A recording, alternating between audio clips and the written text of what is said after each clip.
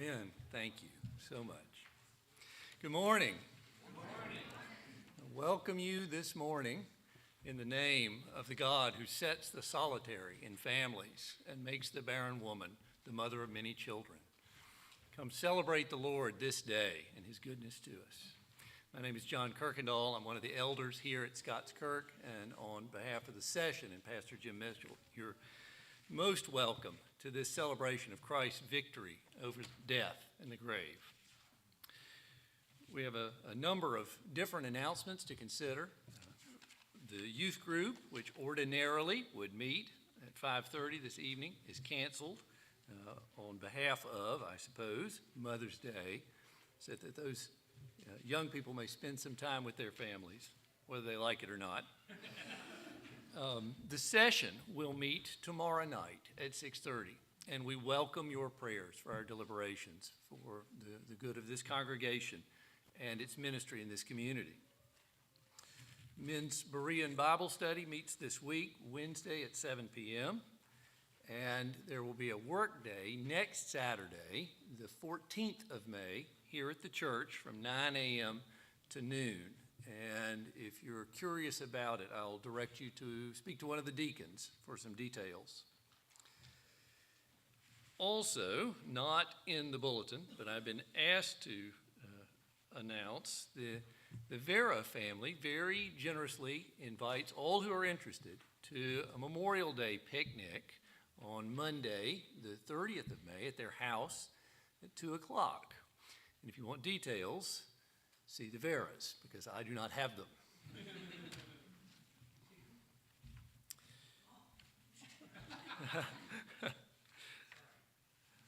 Please now take a few moments to prepare your hearts for the worship.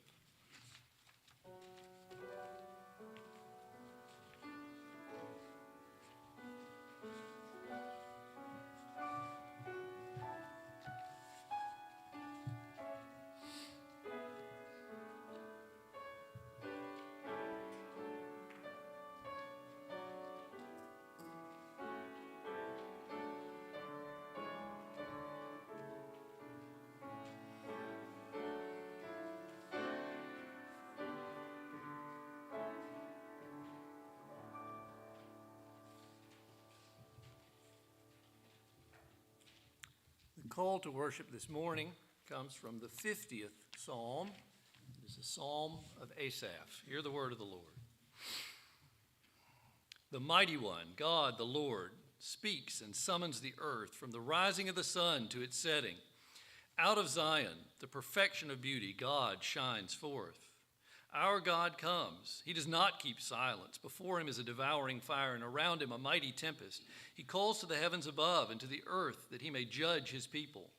Gather to me my faithful ones, who made a covenant with me by sacrifice. The heavens declare his righteousness, for God himself is judge. Let us celebrate this awesome God who comes in judgment and in might and in holiness by standing and singing together the first hymn. This is from the Red Trinity Hymnal, number 320. Rejoice, all you believers. Thank you.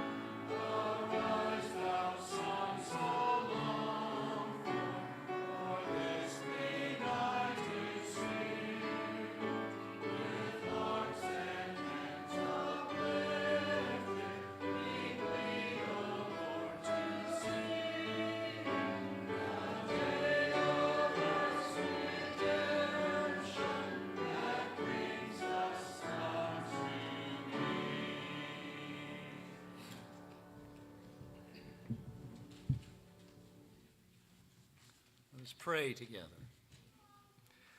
Almighty God, you who are our creator and sustainer and redeemer, Lord, we come before you delighting in the privilege we have of gathering to worship freely.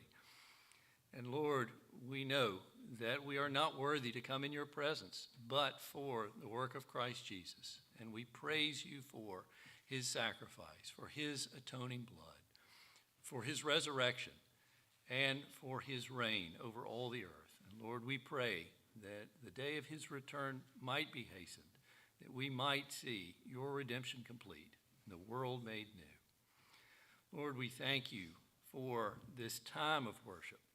I pray that your Holy Spirit would fill us, would quicken our pastor's tongue and his words, that your word might speak to us, that we might praise you rightly and share this gospel not only together, but apart from this place, around the world in which you have called us. Lord, we pray now the prayer that our Savior, Christ Jesus, taught his disciples, saying, Our Father, who art in heaven, hallowed be thy name. Thy kingdom come, thy will be done, on earth as it is in heaven. Give us this day our daily bread, and forgive us our debts, as we forgive our debtors. And lead us not into temptation, but deliver us from evil. For thine is the kingdom, and the power, and the glory forever. Amen. You may be seated.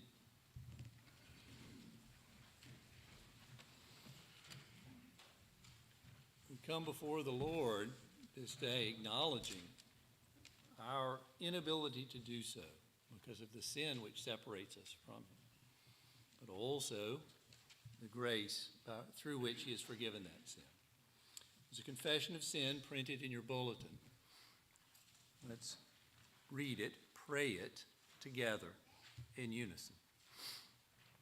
Almighty God, we acknowledge and confess that we have sinned against you in thought, word, and deed. We have not loved you with all our heart, soul, mind, and strength. We have not loved our neighbor as ourselves. Deepen within us our sorrow for the wrong we have done and the good we have left undone. Lord, you are full of compassion and gracious, slow to anger, and plenteous in mercy.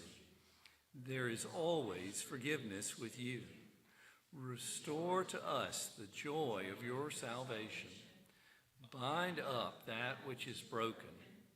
Give light to our minds, strength to our wills, and rest to our souls. Speak to each of us, and let your word abide with us until it has wrought in us your holy will. In Christ's name, amen. The assurance of pardon today comes from the words of the prophet Isaiah. Hear the word of the Lord. Come now, let us reason together, says the Lord. Though your sins are like scarlet, they shall be as white as snow. Though they are red like crimson, they shall become like wool. Amen. Please stand now for the confession of faith. This is taken from one of the historic creeds of the church, the Heidelberg Confession. I'll read the question and we'll reply in unison. What is your only comfort in life and death? That I am not my own, but belong with body and soul, both in life and in death, to my faithful Savior, Jesus Christ. He has fully paid for all my sins with his precious blood, and has set me free from all the power of the devil. He also preserves me in such a way that without the will of my heavenly Father, not a hair can fall from my head. Indeed, all things must work together for my salvation. Therefore, by his Holy Spirit, he assures me of eternal life and makes me heartily willing and ready from now on to live for him. You may be seated. And the children may now come forward for the children's sermon with Elder Joel Reed.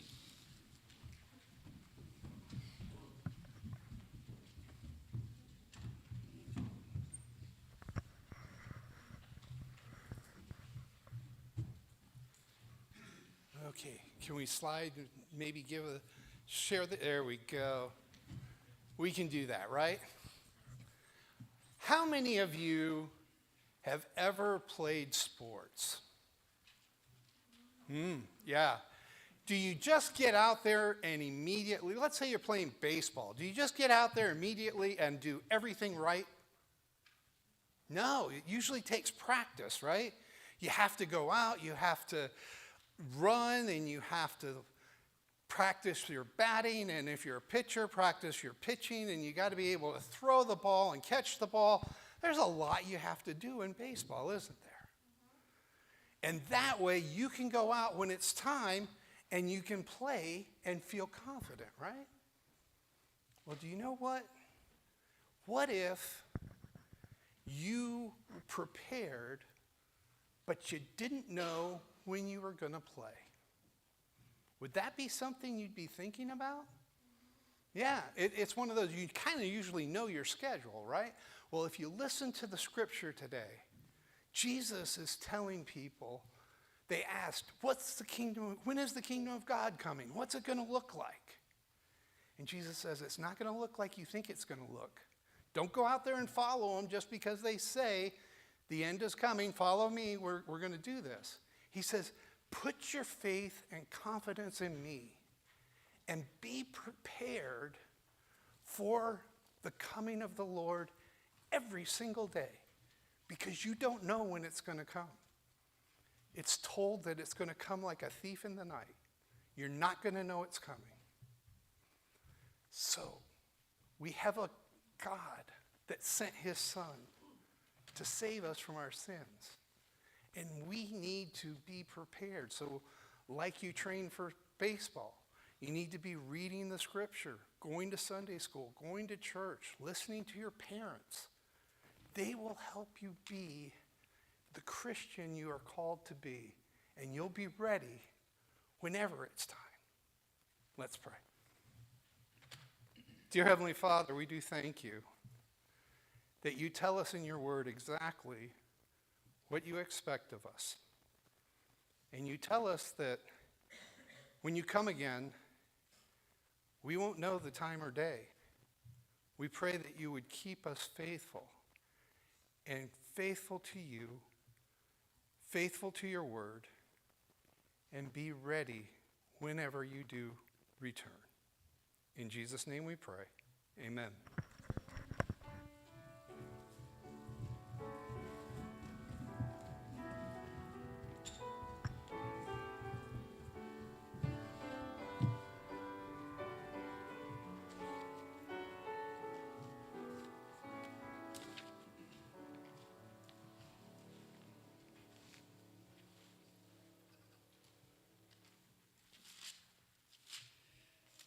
Reading this morning comes from the book of Genesis, chapter 19, verses 1 to 29. It has been said that the past is a foreign country because they do things differently there. And that is true. However, the world of ancient Canaan, in which today's reading occurs, is very different as it was for our own, is not that different at all. There is no sin that mankind was practicing in ancient Canaan that you cannot find his descendants still practicing in the world of the 21st century AD. So, however distant this land seems, it is very much a land with which we should be familiar. Now, we're picking up a story in the middle. Abraham, the patriarch, has been on the move, has come to the land of Canaan from his home in Mesopotamia because the Lord has brought him there, along with his nephew Lot. Lot has chosen to go settle a very fertile plain, one of the cities of that fertile plain, known for its hedonism. And God, having heard the cry of the oppressed people of that land, seen the sin of that land, has determined judgment for it. And Abram has interceded on behalf of those cities, on behalf of his nephew.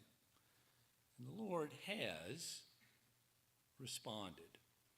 We pick up the story with the Lord's angels, his messengers, coming into the town of Sodom to find Lot and remove him from the face of God's judgment.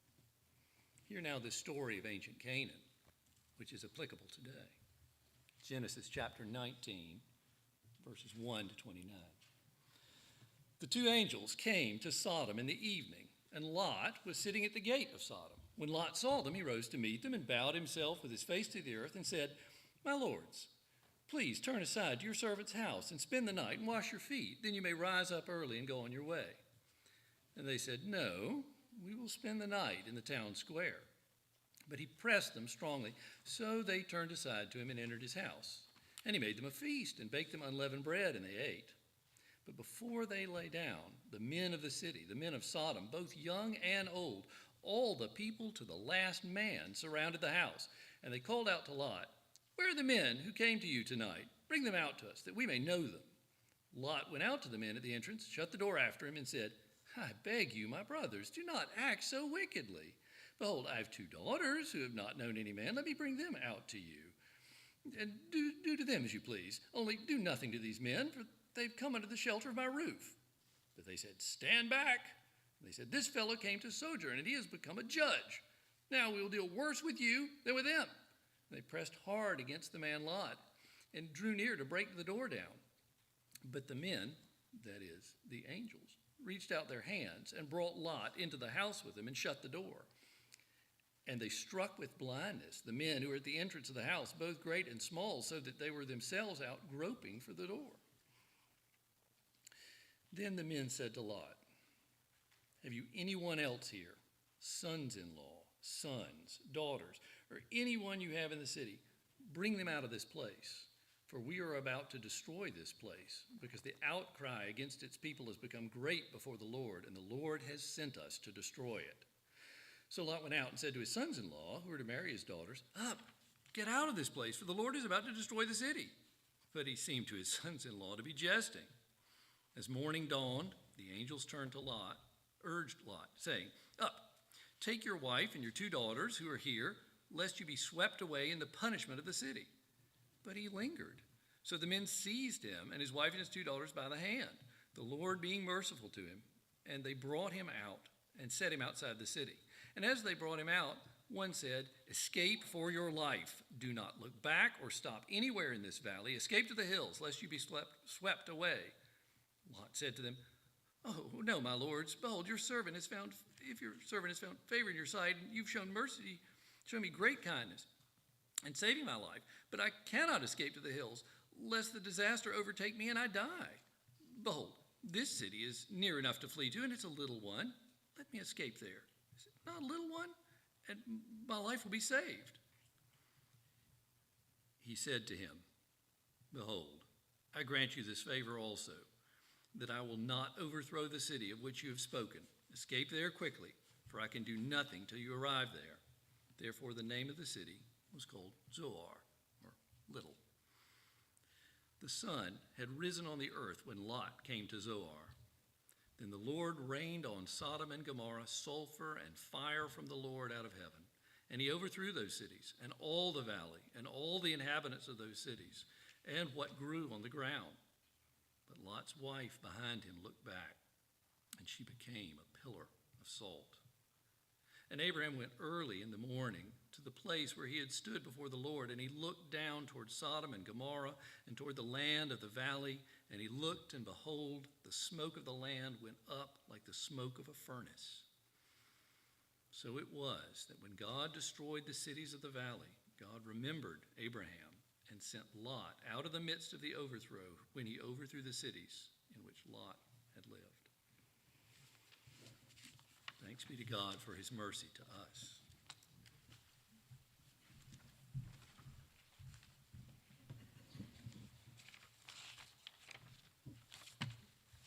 Let us go to the Lord once again in prayer. O gracious God, you are holy, holy, holy.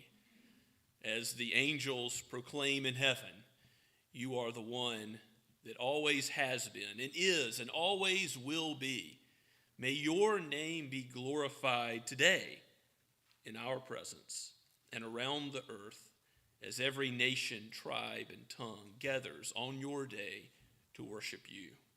O Lord Jesus, you are gathering your sheep from all over this world, from every sort of people. You are doing a new work in Africa. We thank you for Lee Shelnut and how we have heard of the work he is doing in Rwanda and is to do there and in Pakistan as well.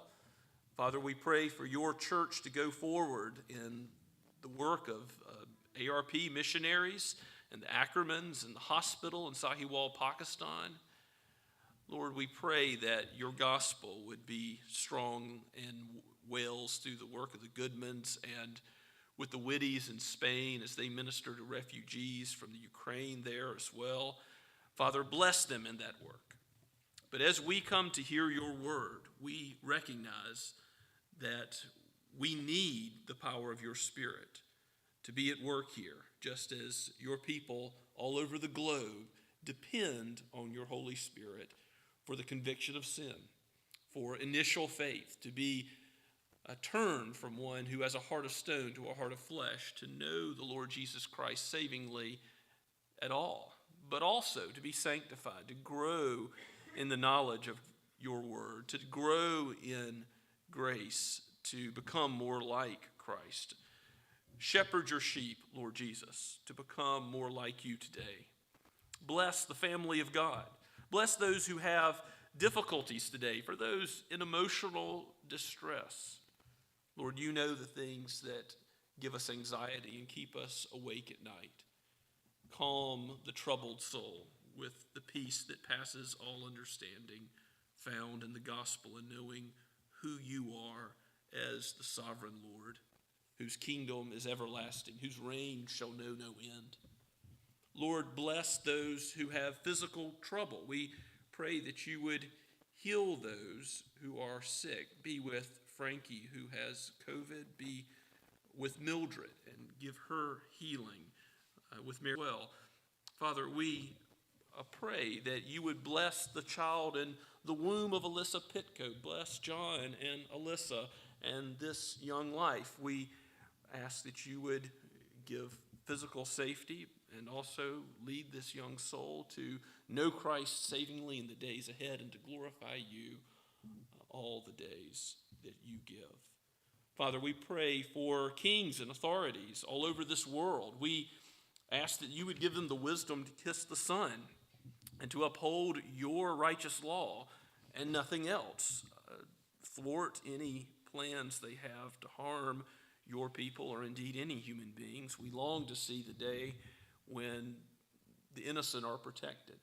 And Father, we cry out that you would give magistrates at every level protection for the unborn as a priority in the laws that they would pass in each state. And Lord, we pray for the Supreme Court, again giving thanks for the developments that we've seen, and know that you are sovereign over all the affairs of men, and that ultimately nothing at all depends upon a Supreme Court or upon the local magistrates or upon those who enforce the laws, but all depends upon you and your sovereign hand. So we look to you and ask for your help. We pray, Father, that you would bless the work of the church as the session meets tomorrow, as the synod meets in the month of June. And we ask for wisdom, that we would be faithful to your word, that you would have us do nothing contrary to it or beyond it. Lord, help us as the Associate Reformed Presbyterian Church, as a denomination, to plant churches, to send missionaries, to do the work that you've called us to do, and glorifying you. Father, we ask that Scots Kirk would be given opportunities to do short-term missions, to plant more churches in the Low Country. We pray for our brothers and sisters in Shem Creek and ask that you would bless them as well. Bless the new elders there. Bless them as they have recently become a particularized church. Bless Pastor Ben Carver as he preaches the word also today. Lord, bless all churches that preach Christ. We know that many denominations here in Summerville are proclaiming the truth, and we thank you for that, and we give you praise for them. May your word go out with power and conviction today all over this city. And Father, we thank you for our families, for our parents, for our mothers. We give you praise for those who taught us the truths of your word since our earliest days, for those who have given us material provision. We know ultimately all provision is from you, but you have used the means of such ones, and we thank you for your goodness that you have shown to us through that. Bless our fellowship today with one another in the family of God and with our families as those who have opportunity do so. We pray for those who mourn the loss of loved ones, of mothers who have already left this earth. As we think of them, Lord, we lift them up before your throne and ask for your mercy and your goodness and your grace to be clear. Lord, bless us. Do not allow us to leave as we have entered today, but change us and comfort us in the gospel of the Lord Jesus, his righteousness, his atonement. Bless us in him, we pray. In Jesus' name, amen. As we continue to worship today, let us sing once again from the Blue Notebook this time. Blue Notebook, page 16, He Will Hold Me Fast. And we'll join in on the second two verses.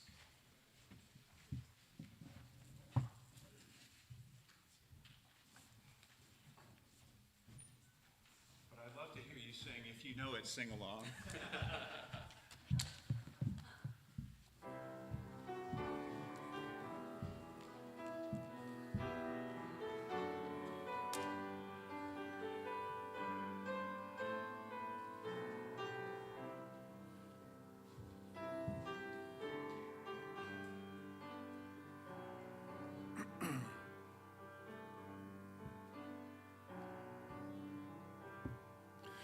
When I fear my faith will fail, Christ will hold me fast. When the tempter would prevail, he will hold me fast. I could never keep my hold through life's fearful path, for my love is often cold. He must hold me fast. He will hold me fast. He will hold me fast. For my Savior loves me so. He will hold me fast. Stand and sing. Verse 2. Those he saves are his delight. Christ will hold me fast. Precious in his holy sight. He will hold me fast. He'll not let my soul be lost. His promises shall last. Bought by him at such a cost. He will hold me fast. He will hold me fast. He will hold me fast. For my Savior loves me so. He will hold me fast.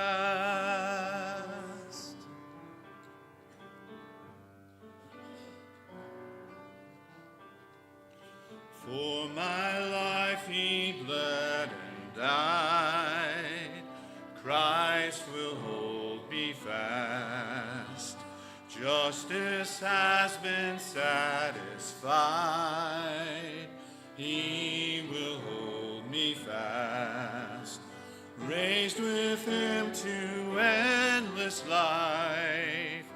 He will hold me fast till our faith is turned to sight when he comes at last. He will hold me fast. He will hold me fast, for my Savior loves me so. He will hold me fast. Amen. Let us pray. Oh, Father, Son, and Holy Spirit, we thank you for your abiding love. For you are a God of everlasting love. For before the creation of this world, you loved us in Christ. And we thank you, Lord, for how you are working that love out through the proclamation of your truth. May you use our very lives, use our tithes and offerings, our time and our treasure, so that your kingdom is known here in Summerville and around the world in word and in deeds of love and mercy. For we pray it in Jesus' name. Amen.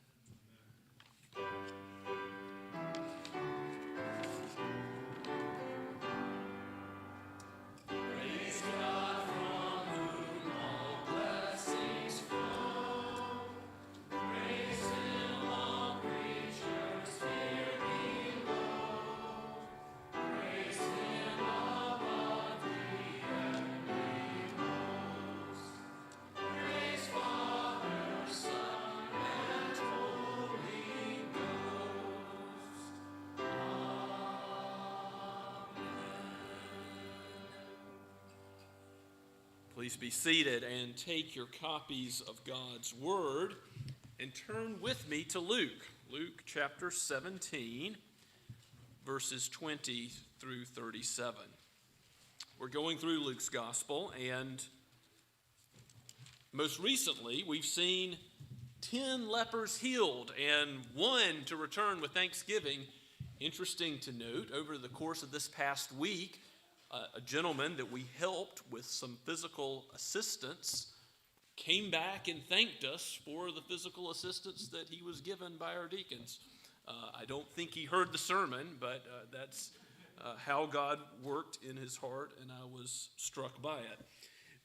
We continue on today as the Pharisees pose some questions to Christ about the kingdom, where Christ is going to respond to them, but also teach his disciples, teach us, certainly today, about how to think about the future, how to think about Christ and his return.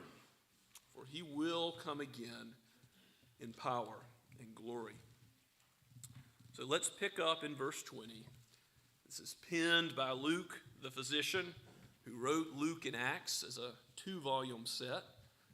And here we are learning about the ministry of Christ before his death, resurrection, and ascension. And afterwards, in the book of Acts, we hear about the church and Christ's reign as it goes out into all the known world. But here is the time when Jesus is still ministering on the earth and teaching his disciples what to expect after he goes and departs and is with them no longer. This is God's word. Let us hear it. Being asked by the Pharisees when the kingdom of God would come, he, that is Jesus, answered them, "The kingdom of God is not coming with signs to be observed, nor will they say, 'Look, here it is,' or 'there,' for behold, the kingdom of God is in the midst of you." And he said to the disciples, "The days are coming when you will desire to see one of the days of the Son of Man, and you will not see it. And they will say to you, 'Look there,' or 'Look here.' Do not go out or follow them. For as the lightning flashes and lights up the sky from one side to the other, so will the Son of Man be in his day. But first, he must suffer many things and be rejected by this generation. Just as it was in the days of Noah, so it will be in the days of the Son of Man. They were eating and drinking and marrying and being given in marriage until the day when Noah entered the ark and the flood came and destroyed them all. Likewise, just as it was in the days of Lot, they were eating and drinking, buying and selling, planting and building. But on the day when Lot went out from Sodom, fire and sulfur rained down from heaven and destroyed them all. So will it be on the day when the Son of Man is revealed. On that day, let the one who is on the housetop with his goods in the house not come down to take them away. And likewise, let the one who is in the field not turn back. Remember Lot's wife. Whoever seeks to preserve his life will lose it, and whoever loses his life will keep it.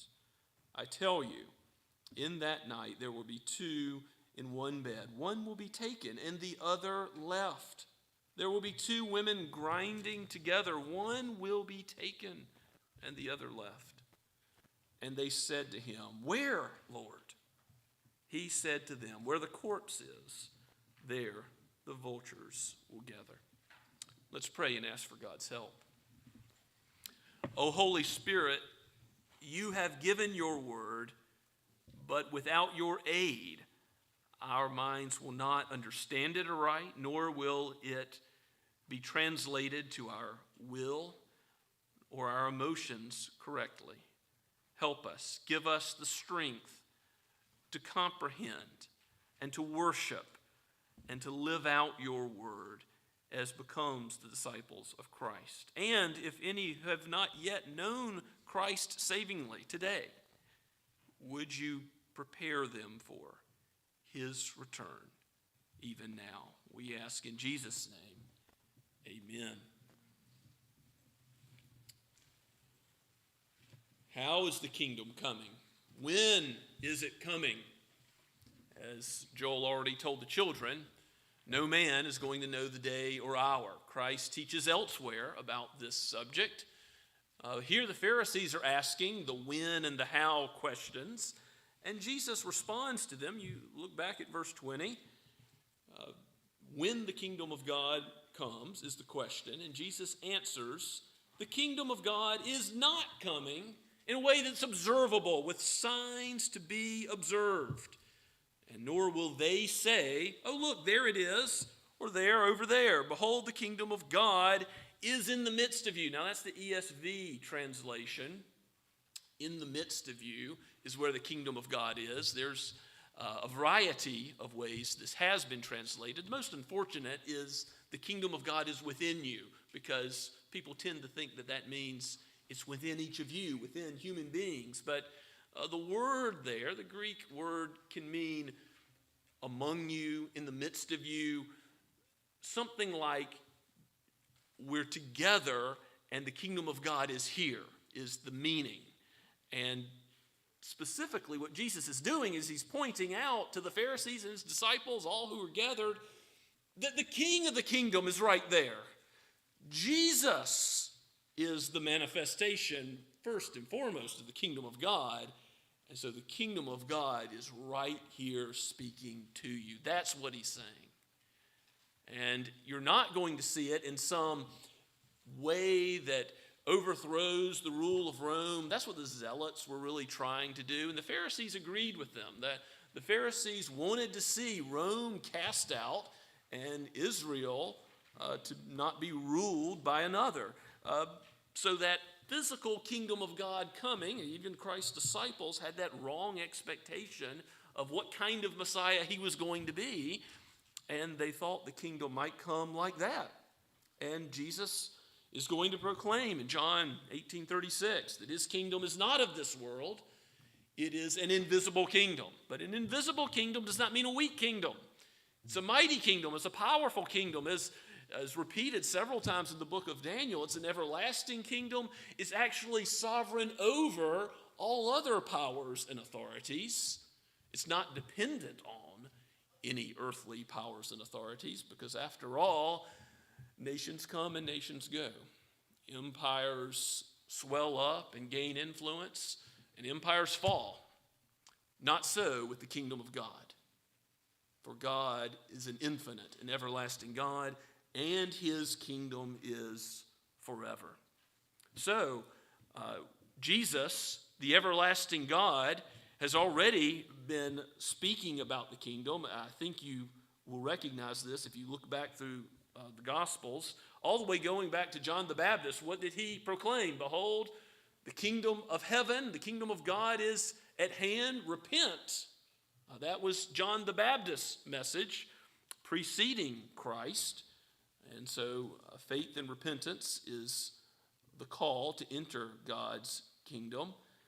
Jesus has already said that many are pressing into the kingdom, back in Luke 16:16. And soon, in the triumphal entry, he will accept praise. Hosanna to the King. Hosanna to the one of David's line, the fulfillment of the king of David's royal line who is to come and deliver his people. Jesus accepts that praise as the fulfillment of the king of the kingdom. Now, if you know the Old Testament, you know that in 1 Samuel 8, many bad things come from Israel wanting a king like all the other nations. They want rule here and now in this earth, and that doesn't go well for them. And likewise, in our own age and in ages before, men have fallen into many sorrows because they want an earthly kingdom to come. Think about totalitarian systems that try to control human society to bring about heaven on earth. Isn't that a false Christ? Look, there he is over here. Some way of promoting a kingdom here on earth as the solution to mankind's problems. Well, it's not going to be. But also in the church and in teaching about the health and wealth gospel, which in some ways you have in Jesus' own day, where they're only looking at the external, they're only looking at the here and now, they're not thinking of the heart and what lies ahead in eternity.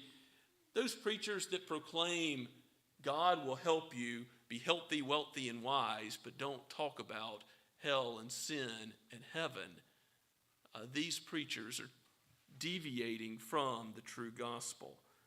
They're preaching something that is a false Christ, saying, look here, there, look anywhere but to the true Christ who is delivering his people. But Jesus tells us what to expect in the last days, and we'll keep going through our text, and we'll hear what he has to say. In verse 22, Jesus says, the days are coming when you will desire to see one of the days of the Son of Man, and you won't see it.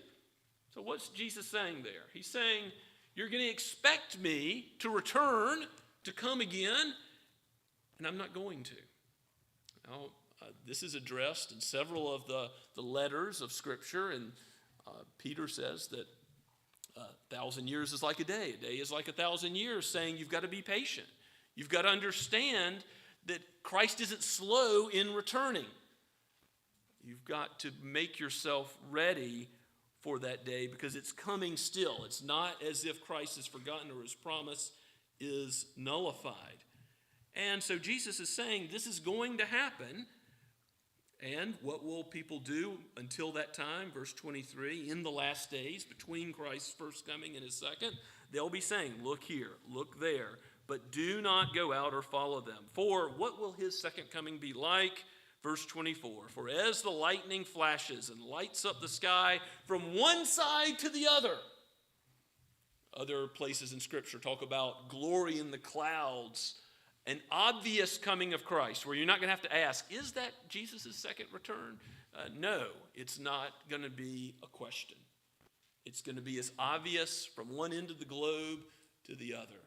Will it be live streamed simultaneously? I don't know.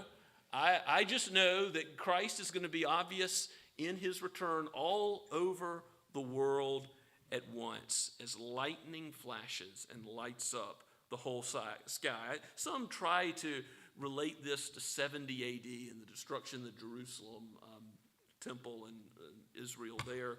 But I do think that even though Jesus predicts that event, that what we have in verse 24 is clearly referring to his second coming because of the all-encompassing language of a lightning that flashes and takes over our entire view in the sky. But Jesus is now going to back up the boat and say in verse 25, that's not yet. He's still with his disciples now. And first, they're going to have to be sad about his going, his leaving, his departing for a little while. And he reminds them once again, this isn't the first time he's warned them that he will go to Jerusalem to die. That's already happened a couple of times, and it will happen again in Luke's gospel. First, he must suffer many things and be rejected by this generation. Who's rejecting him? Well, the Pharisees that are standing right there, trying to trap him, trying to kill him, trying to come up with some excuse to treat him as a criminal. And there will be judgment for that. There will be a destruction that comes on Israel that is unlike anything before in 70 AD. It's interesting that later in his Olivet Discourse, Jesus is asked about the stones of the temple, how glorious they are, and he says they're not going to be one left upon another. And they say, well, what then is going to be the sign of this happening and the end of the age? Because they thought if the temple's going to be destroyed, as it was in 70 AD, just as Jesus said, if the temple's going to be destroyed, that must be the end of the age. That must be when Christ's return is. So these two topics Jesus addresses together in the Olivet Discourse, which is in all three synoptic gospels. In Luke, it's in chapter 21. Lord willing, we'll get there soon. I'll make some reference to it. But you have to understand when we're dealing with this topic that destruction that comes on the leaders of Israel for rejecting Jesus, that was a judgment of God for their rejection of the Messiah. But it's not the ultimate judgment of Christ coming in glory. And so he's going to lay out both issues so that we would understand and be ready. He says in verse 26, what will his second coming be like? Just as it was in the days of Noah. So it will be in the days of the Son of Man, They were eating and drinking and being given in marriage until the day when Noah entered the ark and the flood came and destroyed them all. That was certainly a picture of judgment. God saved Noah, his family.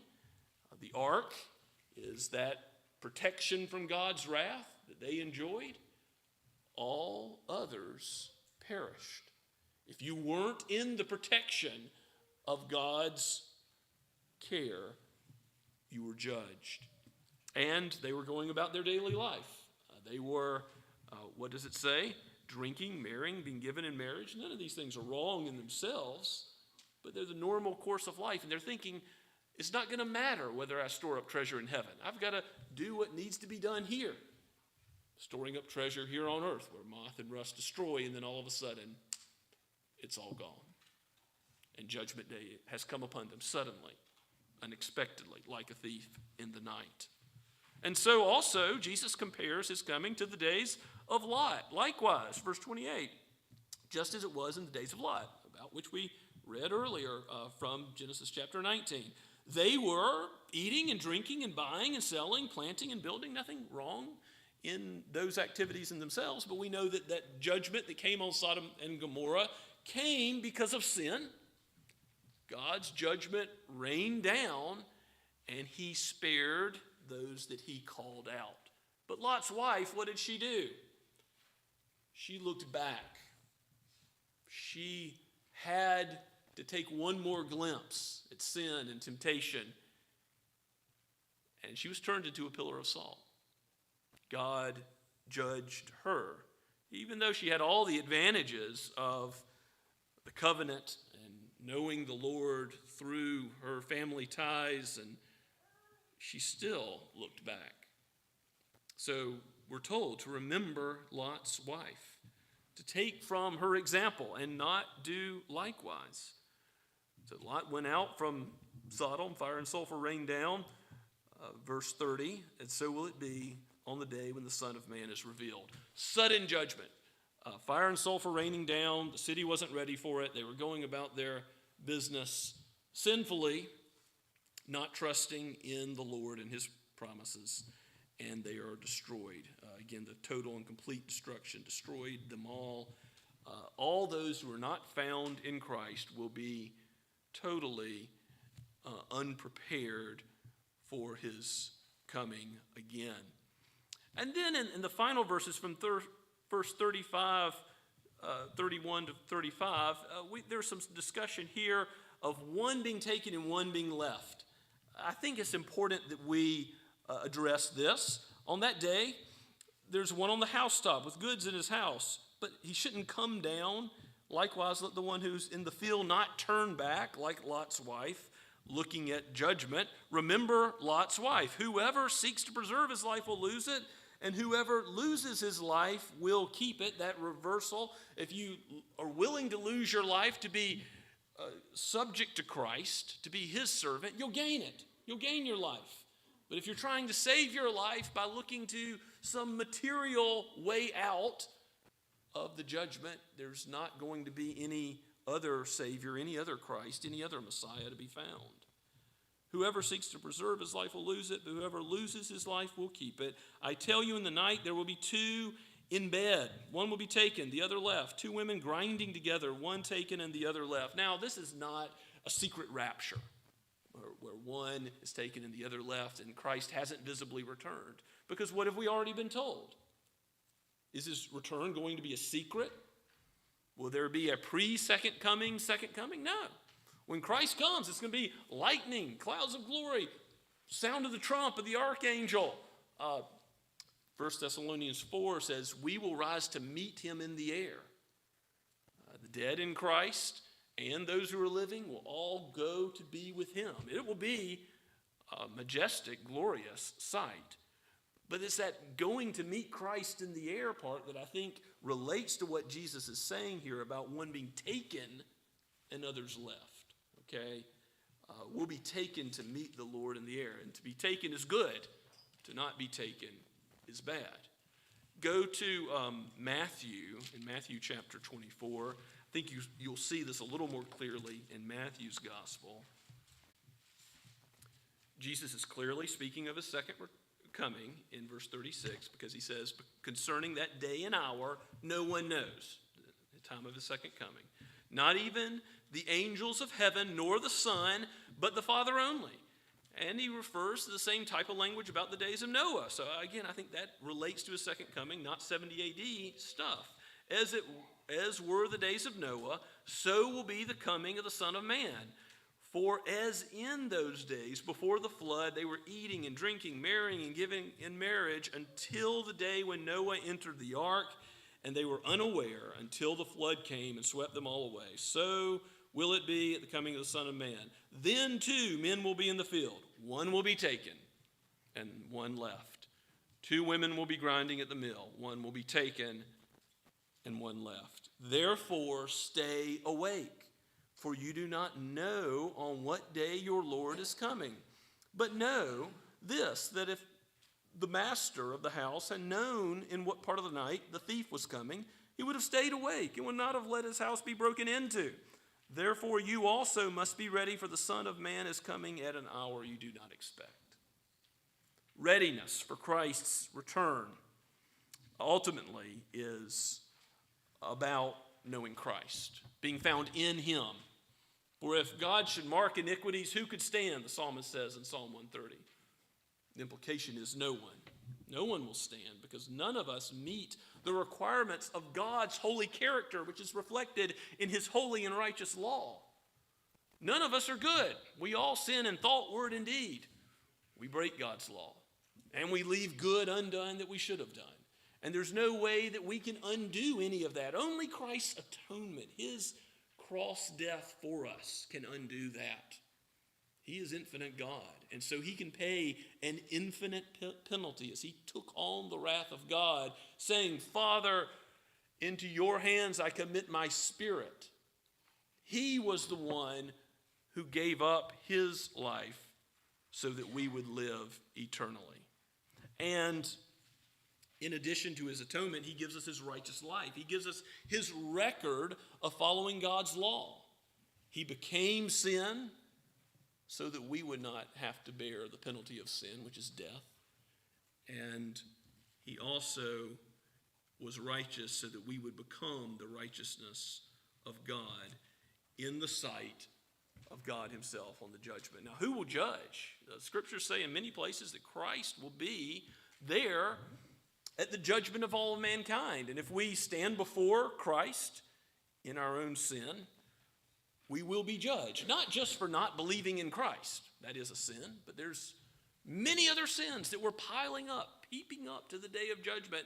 If we do not trust in Christ, we'll be standing based on our own record and will surely not be ready when he comes again. So how are we to be ready? To come to him with faith and repentance. To enter the kingdom of God, which, by the way, no one can do unless they are born again, Jesus tells Nicodemus.